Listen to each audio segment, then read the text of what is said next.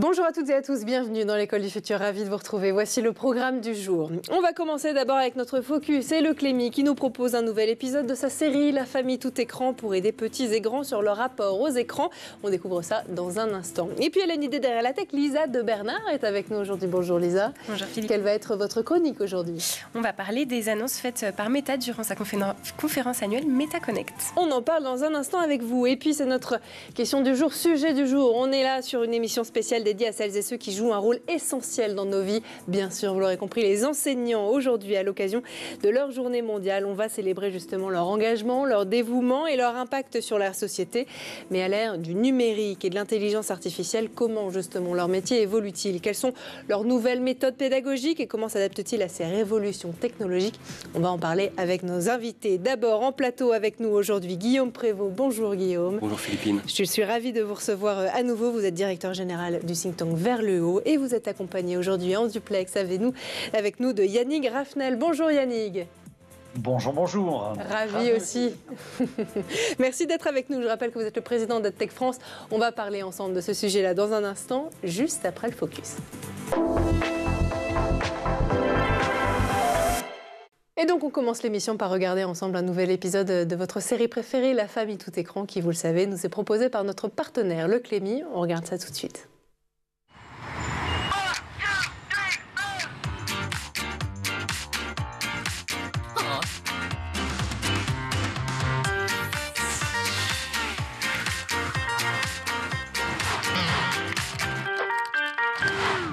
Vous êtes prêts les enfants? Je fais chauffer le moteur de recherche. Pour un point, cette information est-elle une fake news ou non? L'homme n'a jamais marché sur la Lune. On a trouvé! Fake news, c'est faux. C'était en 1969. Un point pour la team enfant. À vous. On a retrouvé des requins aspirés par une tornade aux États-Unis. Fake news ou pas? Merci. Je viens de voir ça sur un site qui recense les fake news, donc fake news.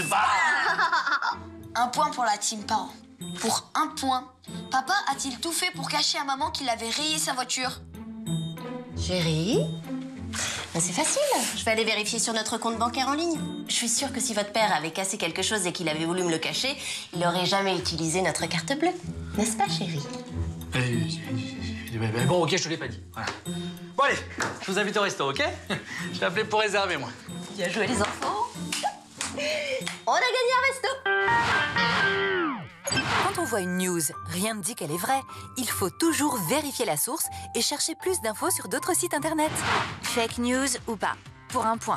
Tablette est-elle amoureuse de télé? Fake news. Elle assume pas.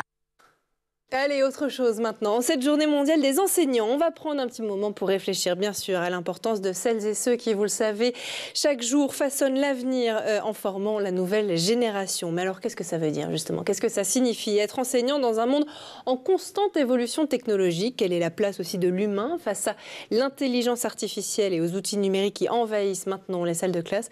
Eh bien, on en parle tout de suite avec nos invités dans la première partie du talk. Et donc aujourd'hui à nos côtés pour en parler en plateau, d'abord Guillaume Prévost, directeur général de Vers le Haut, et puis en duplex aussi qui nous accompagne de là où il est, Yannick Raffnel, président d'EdTech France. On est ravis de vous avoir. Peut-être une première question déjà pour poser les bases. Qu'est-ce qui vous a, tous les deux, est-ce que vous avez un enseignant qui a marqué votre vie? On va enchaîner très vite sur le sujet de l'intelligence artificielle et du numérique, mais on est là pour célébrer aussi les enseignants. Est-ce que vous avez peut-être, Guillaume, un enseignant qui vous a particulièrement marqué quand vous étiez plus jeune? De nombreux enseignants, heureusement, puisqu'on en a quand même pas mal tout au long d'une scolarité. Intuitivement, comme ça, je pense à mon enseignant d'anglais en terminale, qui était un homme remarquable et qui s'attachait à nous faire des cours de littérature avant des cours d'anglais. Je ne sais pas si on a beaucoup parlé d'anglais, mais on a beaucoup parlé de littérature, de philosophie. Et je garde le souvenir ému de cet homme passionné par son métier. Yannick, vous aussi, c'est peut-être même ça qui vous a conduit à vous intéresser à l'éducation et au rôle des enseignants dans la société? Certainement, parce que si je n'avais pas eu un directeur d'école qui était instit de la méthode Freinet et qui, alors que j'étais en CM1, m'a fait travailler sur des fichiers autocorrectifs et sur cette posture d'aller aider ceux qui avaient du mal dans la classe, une fois que j'avais fini mes fichiers, je ne serais certainement pas dans le monde de l'innovation pédagogique comme je le suis depuis plus de 30 ans, absolument. Alors justement, merci Yannick, ça me fait une transition absolument parfaite. L'innovation pédagogique, on va en parler. Quel est, selon vous, peut-être Guillaume, le rôle central aujourd'hui de l'enseignant dans notre société aujourd'hui? Comment il a évolué au fil des ans, avec notamment l'arrivée de l'intelligence artificielle depuis quelques années? Moi, je dirais que l'évolution du métier d'enseignant, elle dépasse les seules questions de technologie, y compris d'intelligence artificielle. Je dirais que le grand mouvement, depuis presque un demi-siècle, c'est que l'enseignant qui était un expert, qui était représentant d'une légitimité liée au savoir qu'il détenait, tend à devenir de plus en plus un expert de la relation. Quelqu'un qui rentre en relation avec ses élèves, avec des parents, avec un système éminemment complexe, parce que les missions de l'école se sont d'abord multipliées et qu'ensuite elle fait face à un environnement qui, lui, s'est infiniment complexifié du point de vue de l'accès au savoir. Il est clair qu'un professeur ne peut pas avoir la même légitimité du point de vue de la connaissance à l'ère de Wikipédia, ou à l'époque où il y avait peu de livres et qu'il fallait rentrer dedans, quoi. Est-ce que vous partagez cet avis, Yannick? C'est intéressant. Vous qui êtes expert, on le répète, en innovation pédagogique, le rôle de l'enseignant aujourd'hui, il a complètement changé aussi? Oui, totalement d'accord, totalement en phase, puisque comme le disait Michel Serres avec son livre La Petite Poussette, elle avait tout le monde dans la main. Ben oui, et les enfants ont potentiellement accès à tous les savoirs. Donc l'expertise de l'enseignant n'est plus dans la possession et la transmission du savoir, mais bien dans l'accompagnement. C'est là que tout se joue. Alors, à votre avis, justement, Yannick, quels sont les plus grands défis auxquels les enseignants font face aujourd'hui dans les salles de classe? Est-ce que c'est ce sujet de l'intelligence artificielle, de la révolution numérique? Qu'est-ce que vous en pensez? Alors, que ce soit l'intelligence artificielle générative ou tous les outils et tech, tous ces éléments-là ne sont qu'au service d'une transformation de la posture et de la pratique pédagogique. Ce ne sont en aucun cas des outils qui sont là pour destinés à remplacer l'enseignant, mais au contraire à le libérer pour lui permettre de gagner du temps dans de l'individualisation, dans de l'accompagnement, dans de l'insertion de tous ceux qui ont des difficultés, pour lui permettre d'aller dans tout ce qui est essentiel, et ce qui souvent a motivé l'enseignant à faire ce métier. Donc la relation à 100%, ce sont des outils, des exhausteurs de l'essence même de ce que ça veut dire qu'être enseignant, accompagnateur des enfants, des élèves. Avec, oui, ce défi que ces élèves, ce sont des futurs citoyens, même si dans 15 ans, dans 5 ans, dans 10 ans, le monde aura encore beaucoup changé. Mais ce dont on est certain, c'est que de la même manière que apprendre, ça se fait avec et par les autres, eh bien travailler, ça se fait exclusivement avec les autres, et que donc les enseignants ont maintenant aussi à relever ce grand défi de construire eux-mêmes, de participer à la construction des citoyens de demain, donc de ces individus qui vont avoir besoin de vivre avec, de travailler avec, de penser avec. Et ça, c'est une dimension qui est fondamentale, et sans doute, forcément, dans un contexte dans lequel on utilise le numérique. Sacrée tâche, effectivement. Merci beaucoup, Yannick. Je vous voyais, Guillaume, hocher la tête. Vous partagez cet avis aussi. Comment vous percevez l'évolution des méthodes pédagogiques traditionnelles face aux attentes des nouvelles générations d'élèves et à la technologie? Sur le fond, je pense qu'on est tous d'accord. La machine, elle est au service de l'homme. Elle remplace pas l'homme. Par contre, et c'est là qu'à mon avis, il faut un peu rentrer dans le détail, elle amène l'homme à se déplacer dans sa légitimité, dans ses compétences, dans ce qui fonde la spécificité de sa tâche. Et de ce point de vue-là, le déplacement qui est aujourd'hui demandé aux enseignants, qui n'est pas seulement lié à la technologie, on pourrait y revenir, est très important. Et donc il faut prendre la mesure de ce déplacement qu'on demande aux enseignants pour, à mon avis, les rassurer dans l'exercice de leur métier. Je prends un exemple. On dit souvent que pour la réussite des enfants issus de milieux populaires, la relation avec les parents est décisive. Oui. Ouais, la relation avec les parents, elle a été beaucoup marquée par l'arrivée de WhatsApp, de Pronote. Est-ce que fondamentalement, dans les 10 dernières années, avec le déploiement massif de ces outils, la relation avec les parents s'est améliorée? Je suis pas sûr. Ouais. Donc ça montre bien que les outils restent des outils, mais que c'est pas les outils qui guident le déplacement de la personne, mais que les outils doivent amener la personne, l'enseignant en l'occurrence, mais aussi l'ensemble des éducateurs, à se demander quelle est ma plus-value et vers quel domaine je dois investir pour renforcer l'intérêt de mon métier et le plaisir que j'y prends chaque jour. C'est intéressant parce que ça pose, là, Yannick, la question justement du rôle, de l'efficacité peut-être des EdTech, de leur révolution aussi dans ce métier d'enseignant. Est-ce que d'ailleurs, vous pensez, vous aussi, que l'intelligence artificielle générative, elle peut transformer l'enseignement, peut-être même les relations dont parlait Guillaume, entre les familles et les enseignants? Ce sont des médias supplémentaires qui viennent au service de la relation. Là où je pense que tout le monde est d'accord, c'est que ce sont des modalités nouvelles, hybrides, qui ne viennent pas pour remplacer, mais pour compléter, à condition qu'il y ait ce lien, cet échange. On a beaucoup parlé dans les années précédentes de la forme scolaire, c'est-à-dire de comment faire tomber les silos qui enferment d'un côté les enseignants, le personnel éducatif, les associations qui sont dans le périscolaire, les familles et les élèves.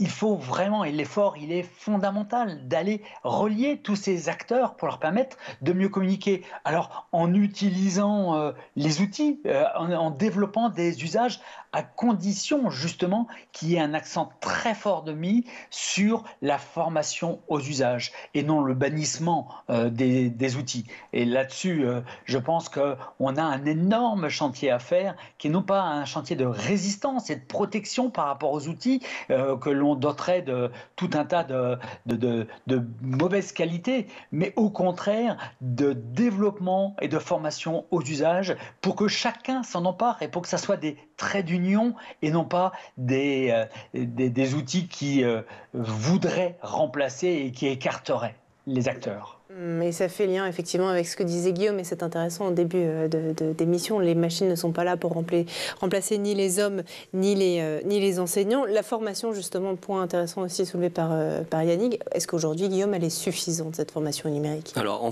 la formation en règle générale des enseignants est très faible en France. Ça caractérise une des fragilités connues de notre système éducatif. Et puis, du point de vue quantité de formation, et puis aussi du point de vue qualité de la formation, puisque les enseignants sont parmi les pays de l'OCDE, les enseignants français sont parmi ceux qui disent le moins être satisfaits ou avoir renouvelé leur pratique pédagogique grâce à de la formation continue. Donc on sait qu'on a un vaste chantier de ce point de vue-là, et en effet les outils numériques peuvent y aider. Il n'en reste pas moins, je voudrais insister sur ce point, que si les outils, quels qu'ils soient au fond, réduisent la liberté pédagogique de l'enseignant, à mon avis on ne répond pas à l'enjeu. Les enseignants, notamment dans le premier degré, ils sont très attachés. Effectivement, Yannick a raison de souligner le fait qu'on ne doit pas bannir les outils. Je crois qu'à contrario, on ne doit pas non plus les imposer. Et que si on les impose, on réduit la liberté pédagogique. Si on les impose, la machine, l'outil va être perçu comme une contrainte supplémentaire dans un métier qui en a déjà beaucoup. Et finalement, s'il y a des enseignants qui veulent s'emparer de l'IA, de ChatGPT ou d'autres outils pour enrichir leur palette pédagogique, prendre l'initiative, conduire des projets pédagogiques, mieux personnaliser les enseignements, on sait que c'est un enjeu considérable de l'IA. Mais s'il y a des enseignants qui veulent faire sans, eh bien, il faut leur permettre de faire sans. Je crois que c'est absolument fondamental si on veut embarquer les enseignants dans cette évolution. Évolution, révolution, c'est la grande question. On va continuer à en parler avec vous deux. Merci beaucoup. Dans un instant, d'abord, on fait juste un petit tour du côté de la planète tech.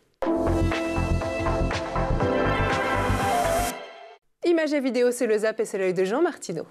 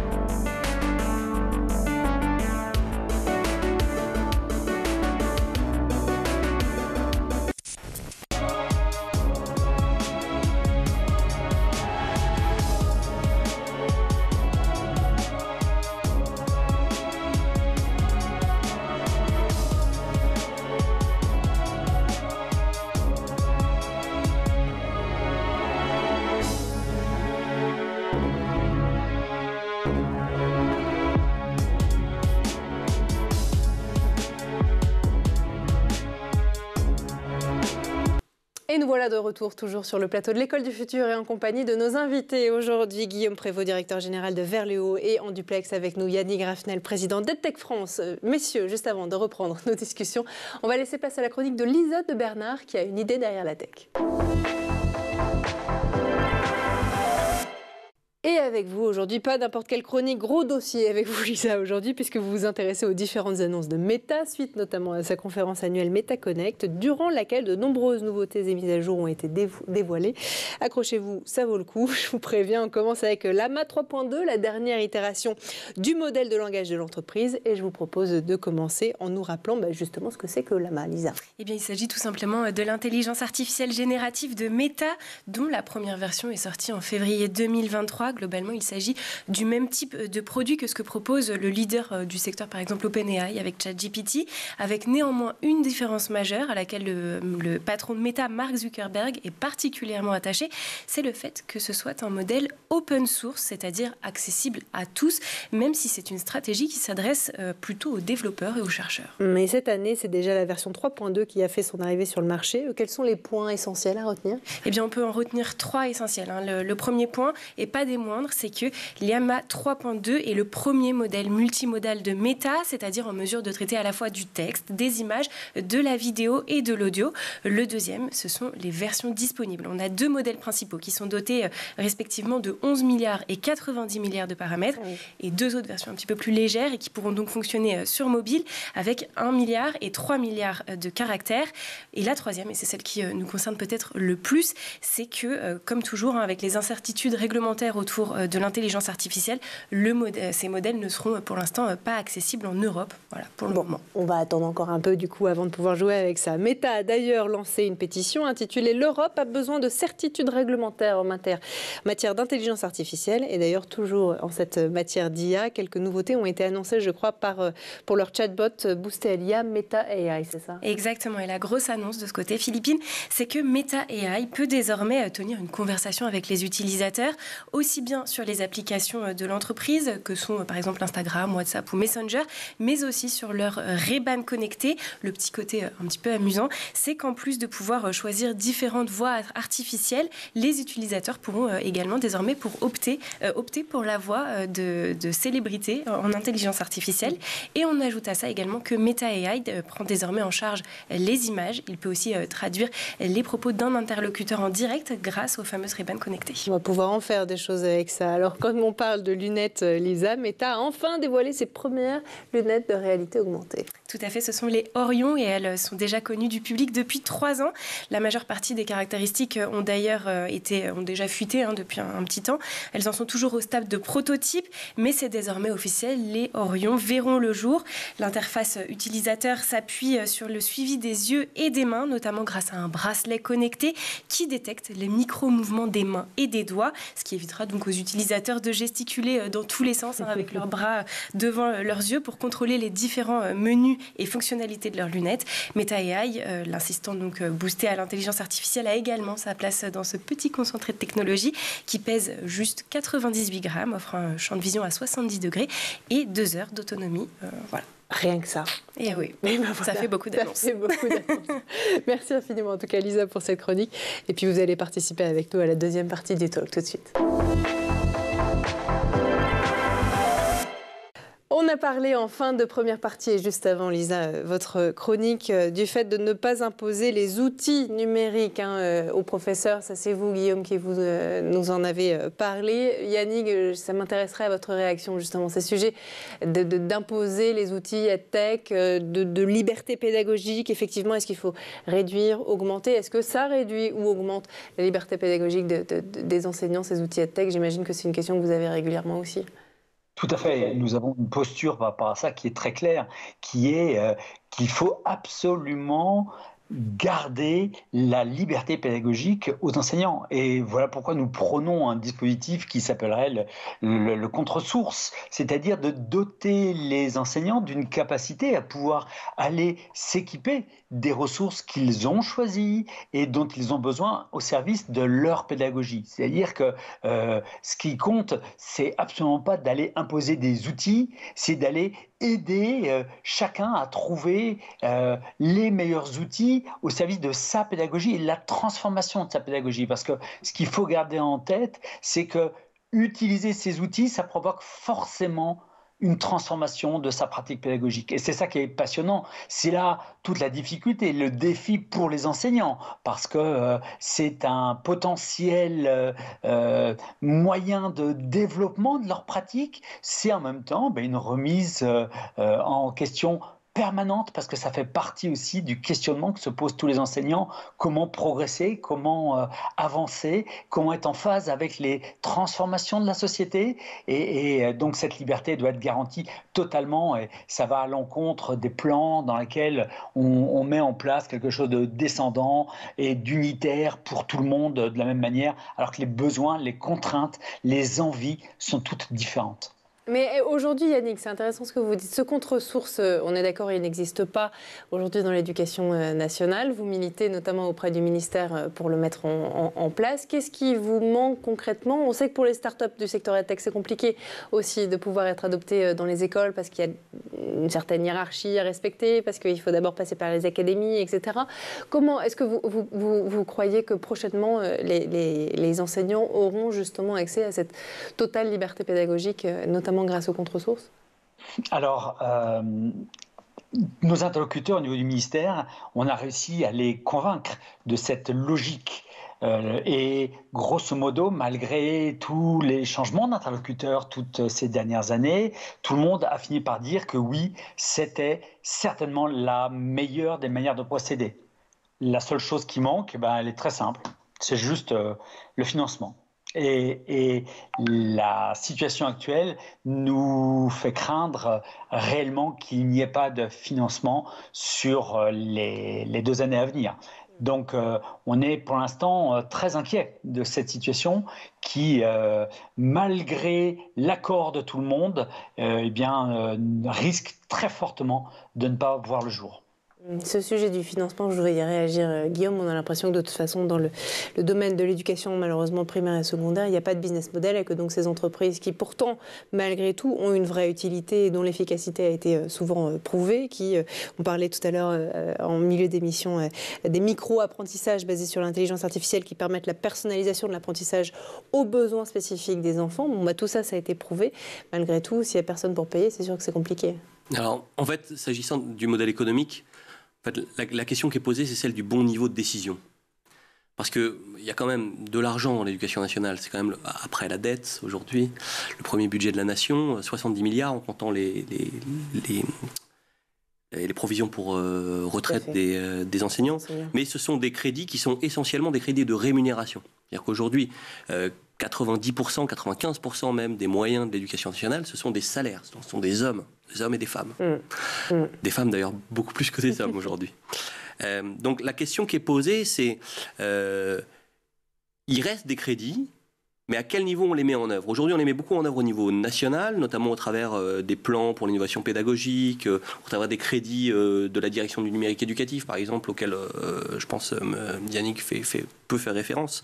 La question qui est posée aujourd'hui, c'est dans quelle mesure on est en capacité de détacher au niveau des établissements des ressources, contre-sources. Alors, il s'agit de contre-sources individuelles. Moi, je ne suis pas forcément favorable. On sait que dans le primaire, les enseignants sont très attachés à la collégialité, au fait de travailler ensemble. C'est qu'un projet pédagogique, ce n'est pas mis en œuvre par un enseignant seul, qui le fait avec plusieurs enseignants. C'est notamment le cas au collège, où ce qu'on cherche, c'est l'interdisciplinarité.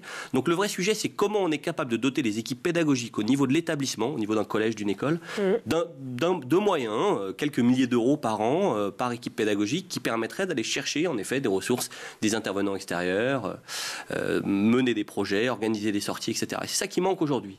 Et donc, si on veut être capable de faire ça, il y a un interlocuteur dont on ne parle pas assez, c'est les collectivités. Ce sont les collectivités aujourd'hui qui payent les photocopies, qui payent les auxiliaires éducatives, souvent une partie des auxiliaires, notamment pour les enfants en situation de handicap. Donc, la question qui est posée, au fond, s'agissant de niveau de décision, c'est comment on est capable d'enclencher avec les collectivités au niveau local des nouveaux modes de coopération qui permettraient de doter les équipes éducatives de ces outils dont elles ont en effet besoin, c'est clair. Tout à fait.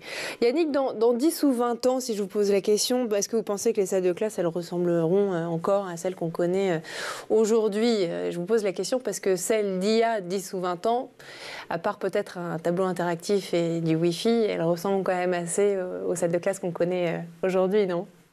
Oui, et même on peut reprendre des gravures du début du XXe siècle, donc en 1900 et quelques, où on se projetait sur l'école à l'an 2000. Hein. Si vous ne connaissez pas cette gravure, allez chercher ça sur Internet, c'est fabuleux. Où on voit quoi? Où on voit une salle de classe avec un enseignant qui a une énorme machine. Dans cette machine qui ressemble à un espèce de gros broyeur, il met les livres scolaire. Et cette machine, elle est connectée aux élèves avec des tuyaux. Chaque élève a un casque et on imagine que se former à l'an 2000, donc c'était il y a 24 ans, ça signifiait que le savoir allait être techniquement renvoyer à chaque élève et qu'il allait réussir à apprendre tout seul.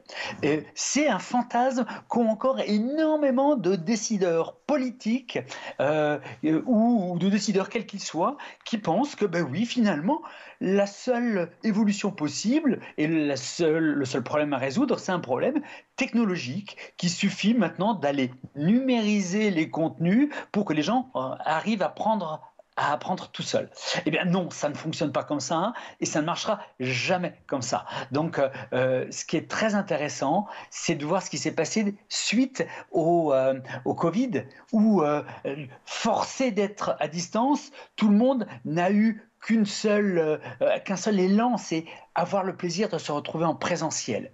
Eh bien, ça aussi, c'est quelque chose qui va participer à écrire et à imaginer le futur, c'est de ne surtout plus opposer d'un côté l'humain au digital, le présentiel au distanciel, j'allais dire même le synchrone à l'asynchrone, ce sont ces modalités mixtes. Une salle de classe du futur, si on rassemble des élèves et on les met ensemble, eh bien, ce n'est pas simplement pour leur transmettre quelque chose, alors qu'ils pourraient peut-être avoir accès au contenu comme ils veulent, à leur rythme et en fonction de leur spécificité chacun. Mais c'est pour leur faire vivre quelque chose. Donc la dimension expérientielle, la dimension émotionnelle et humaine est fondamentale et parlez-en avec, puisqu'on est à une période où il y a justement le sommet de la francophonie en ce moment en France, première depuis 17 ans, avec tous les pays francophones qui, eux, en Afrique subsaharienne, au Maghreb, ont des réalités sur l'éducation où on ne peut pas rassembler les élèves dans des classes d'école et où il faut inventer une autre manière de former et eux vont sans doute être les pays qui vont nous apprendre à inventer des nouveaux usages forts des contraintes qui leur sont imposées. Merci beaucoup Yannick. Alors du coup, je me tourne effectivement vers vous, Guillaume, pour cette dernière question. Est-ce que l'école de demain, c'est une question, comme l'a dit Yannick, d'expérience plus que de transmission à sens unique, comme on l'a pu le voir ces dernières décennies ? Il est clair que donner plus de part à l'expérience dans les apprentissages, notamment dans les apprentissages élémentaires, fait partie des grands défis auxquels fait face notre système éducatif aujourd'hui. Après, la question, elle se pose de façon un peu différente en fonction des niveaux. Et évidemment, on ne peut pas répondre de la même façon en maternelle, à l'université, où certaines formes de cours plus magistraux, une dimension plus verticale dans l'accès à la connaissance, à mon avis, persistera, parce qu'on oublie souvent de le dire. La connaissance a été un peu battue en brèche là, par Internet, la connaissance, tout le monde y a accès, etc. Moi, je crois que si on regarde les comportements de tous, des adultes y compris sur Internet, c'est pas massivement sur Wikipédia qui se porte. Donc, je pense qu'il y a aussi, il faut relativiser les choses. Et puis, il y a une chose que nous apprend l'IA, très intéressante, du point de vue de l'intelligence, c'est que la qualité des données est primordiale.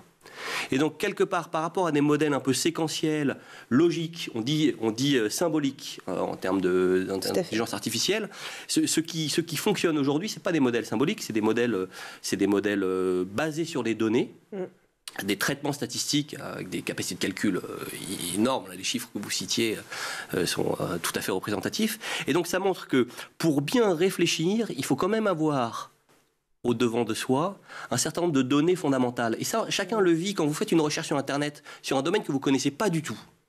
Vous êtes un peu perdu, vous ne savez pas faire la différence entre les données d'un camp, les données de l'autre, celles auxquelles vous pouvez faire confiance, etc. Et donc, on se rend bien compte que pour mettre en œuvre son intelligence, on a besoin quand même d'un certain nombre de connaissances minimales pour rentrer sur un sujet. Et ça, c'est intéressant parce que quelque part, l'IA, à rebours de tout ce qu'on dit, rehausse l'importance pour les enfants de détenir un minimum de connaissances de base qui leur permettent d'exercer leur sens critique. Ça, c'est très intéressant du point de vue de la conception même qu'on se fait de l'intelligence. Le sens critique peut être la compétence clé du XXIe siècle, en tout cas. Merci infiniment à tous les deux. Guillaume Prévost, directeur général de Verléo, je rappelle, toujours un plaisir de vous avoir et de vous avoir aussi parmi nous. Yannick Raffnel, président d'EdTech France, qui était en duplex aujourd'hui avec nous. Merci à tous les deux pour cette journée mondiale des enseignants. Et puis je crois qu'on peut leur souhaiter aussi une magnifique journée. Merci de changer nos vies. Merci aussi à notre chroniqueuse Lisa de Bernard d'avoir été parmi nous aujourd'hui.